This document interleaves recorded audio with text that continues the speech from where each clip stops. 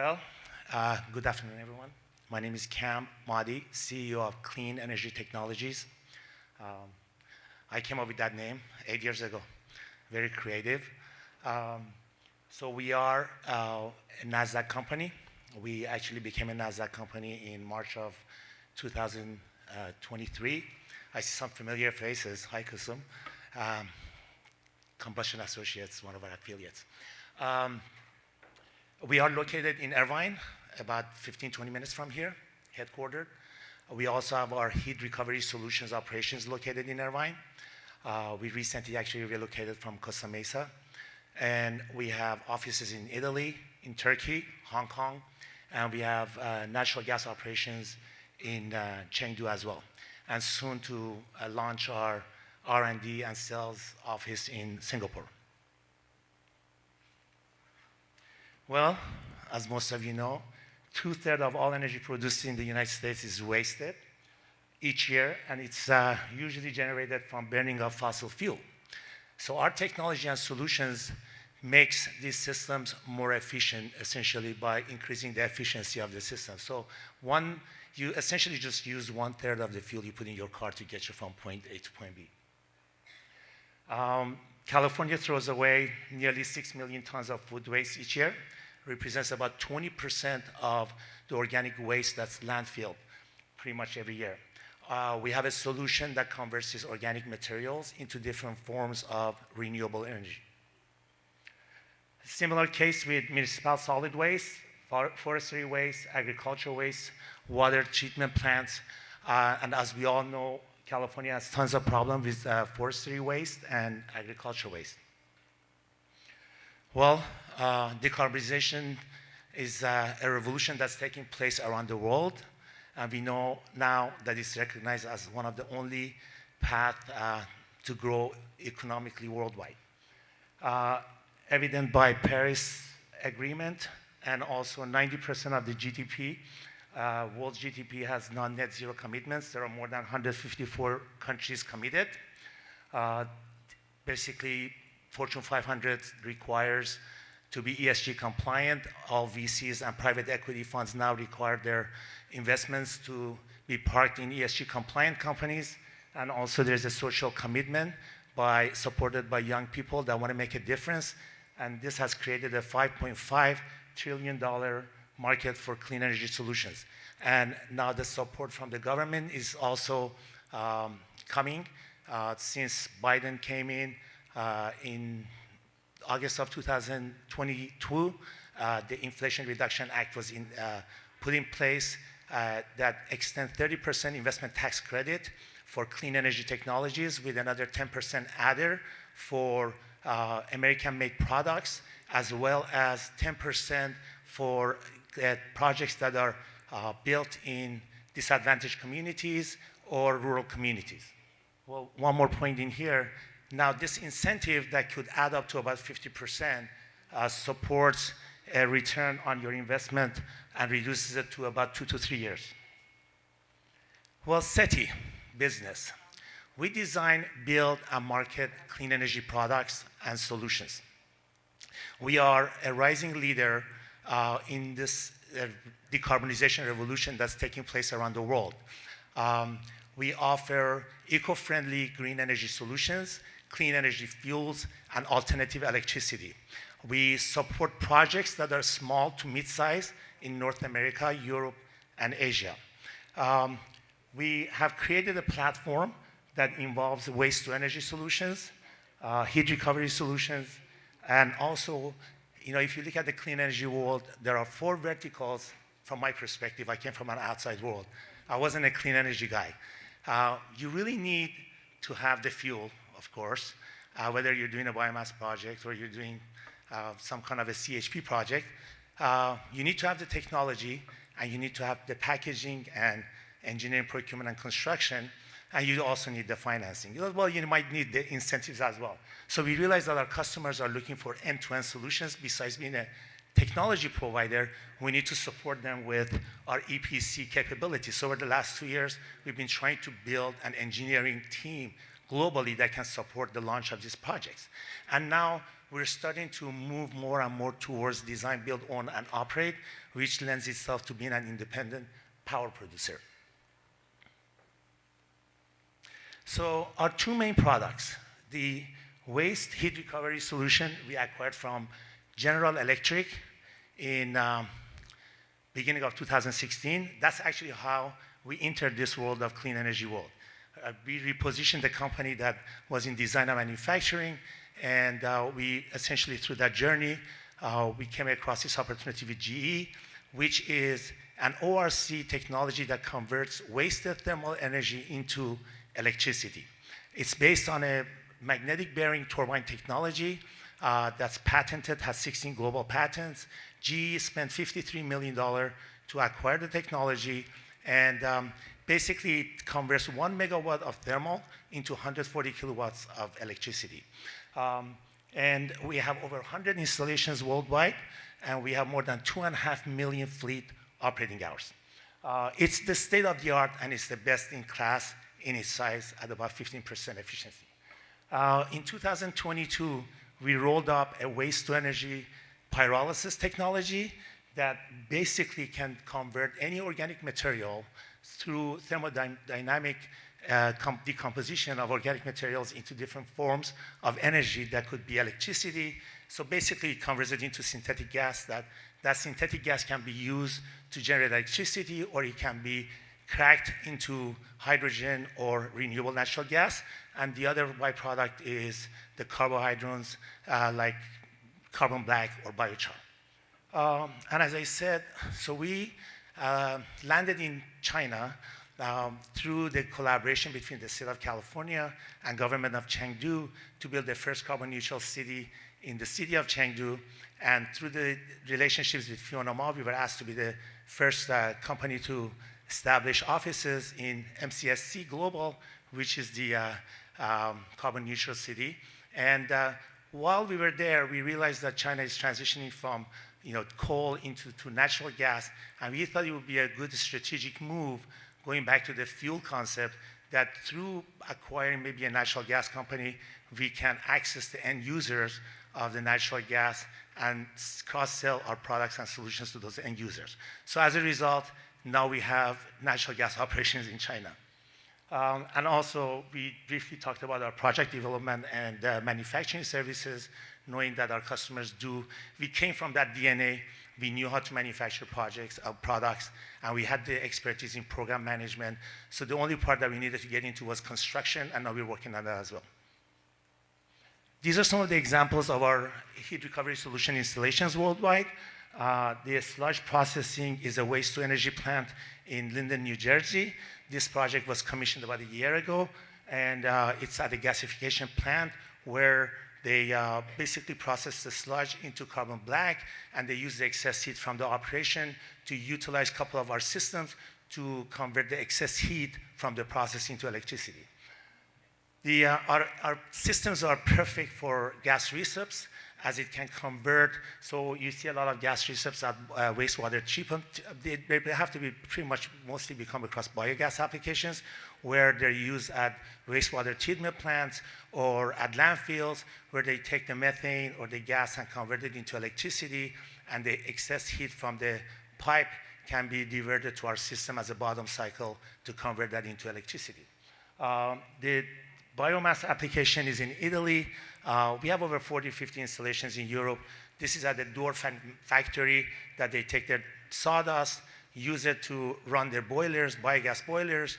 They provide heating for the facility, and the excess heat is basically diverted to two of our systems that generates electricity that they sell back to the grid. They can use it for their on-site generation. They sell it back to the grid at incentive prices, and they also buy their electricity as a result at discount from the utility. The municipal waste applications and anaerobic digestion at Toronto, near Toronto, in a small town called Woolwich, that they have a digester that, again, the synthetic gas runs a couple of biogas engines, and they use our system under an incentive program to generate electricity. This is our high temperature ablative pyrolysis system that we acquired in 2022. I was looking for a lot of different types of pyrolysis systems, and finally I found the one that I think could be a game changer and will make a huge difference in the US. As you know, under SB 1383, the law that passed a few years ago, CalRecycle only qualified composting and anaerobic digesters as the best available control technologies, as someone was referring to them earlier. However, we're still stuck with not having a solution for our forestry waste or agricultural waste. To this day, they're still burning them. And so when we decided to acquire this company, I started to have conversations with the state. However, I found it a little difficult. They don't like the word pyrolysis. It kind of scares them a little bit. But our system is way different than any other system, such as incinerators or gasifiers or slow pyrolysis systems. Our system leaves zero waste, essentially has no emission.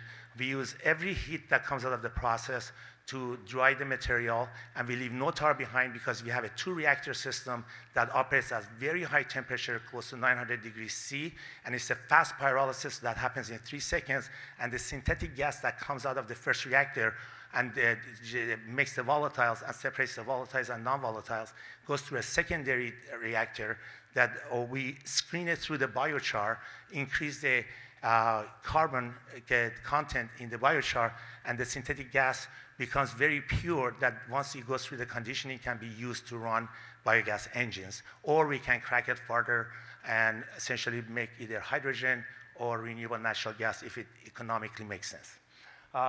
So this system,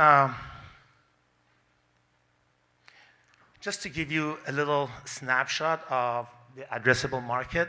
So one more thing about our product is we don't really focus on large processing centers. Our focus is to go where the waste is, and that's what California really wants you to do.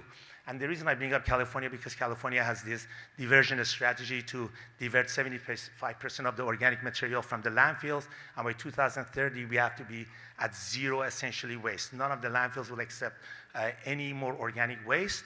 As you guys know, now we're also separating our food waste from our regular waste. So this is a really big subject for California right now, and in fact, we're going to be restarting our conversation with CalRecycle to file an application to get our HTAP technology through the process and validate that it can essentially, it doesn't lend itself to being a gasifier or what the old regulators perceived as being the negative gasification type of technologies.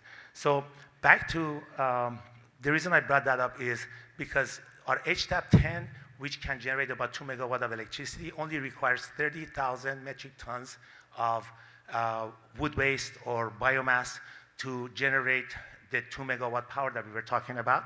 And so 46 million tons of wood waste is lost per year.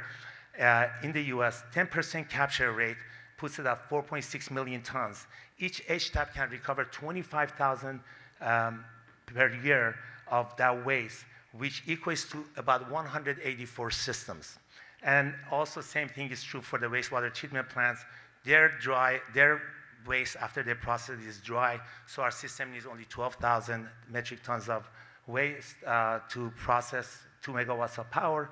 And based on a 10% capture rate, 1.4 million tons, HTAP can recover 12,000 per year, which equates to 58 million. Now each project costs about $10 million to build. And so based on the cash flow model around this technology and this financial model, it can produce about 20% IRR over 10 years. Project lifetime can produce $23 million value. And this is based on the assumption that the electricity is being sold at 18 cents per kilowatt, which basically that's what we have under biomass feed-in tariff in California. And I'll be speaking quickly about the project that we're launching in Vermont, which falls into the same exact category. These are like boilerplate, 2-3 megawatts cap per site because the states want you to go where the waste is. And that's basically it revolves around that 25,000-30,000 tons of waste per year. And then the project can produce about 2.2 million free cash flow, and this would be unlevered. And that does not take into consideration the ITC of 30%, and if you're in the rural community, another 10%. These projects are extremely lucrative, And it does not even, if you're also selling the project, it doesn't bring into consideration the savings from transportation or the tipping fees. So zero waste is basically the next big movement. That's what we were so excited about. Rolling up this company, we looked at 3-4 different technologies. We finally found one that we loved, and we ran it by screened it by a lot of different experts, and essentially they had 7 projects in Europe that was working and was successful, so we decided to roll them up. And they wanted to go global, so we were the reason they decided to go with us. And the market is going to be growing very fast to $56 billion by 2028. So this is a project. So we're developing a project in Linden, New Jersey. We've been at it for about 9 months now. We're almost done with the permitting. But basically, it's using our HTAP technology to convert about 24,000 of wood waste from the local area in New England, in north of Vermont, that comes from the ag waste or the forestry waste, because they have a very mature feedstock market. Biomass has been established in Vermont for many years, and they're a very progressive state. So we found a partner that had a lot of relationships with the utilities and the regulators. That's why we decided to go with Vermont. We were looking at Massachusetts first, but they got a new government that basically canceled all the incentives that were around biomass. But Vermont is aggressively pursuing these type of technologies.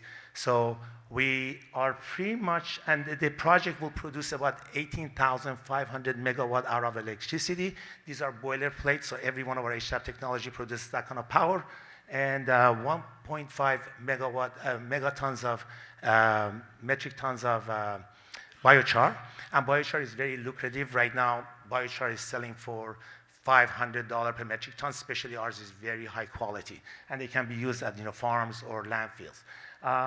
And so we have signed, as a few months ago, we have signed a 20-year, $53 million power purchase agreement with the state of Vermont, which is actually with VIP, which handles the incentive is under the farm methane program.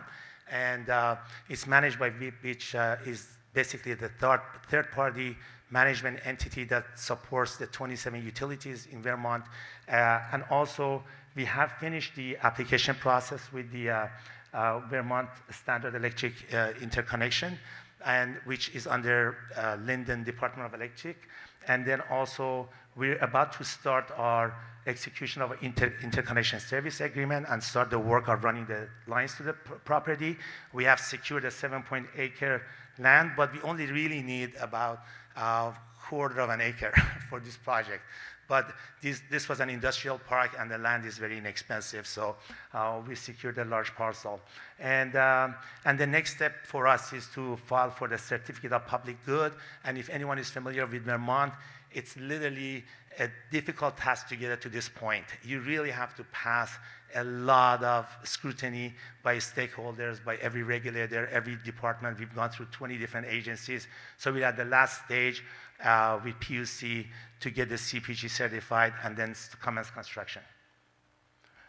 So our plan is to really make HTAP a household name. So we feel very strong and passionate about this technology.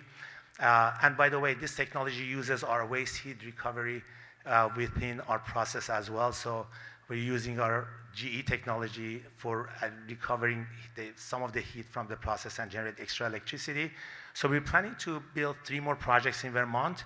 And the next stop, hopefully with the help of Alexis, who's helping us now in Singapore and also in California, and through our connections to get an audience with CalRecycle. Now having this under our belt and being our launching pad, essentially bring this to California, which it badly needs to have a solution for their ag waste and forestry waste.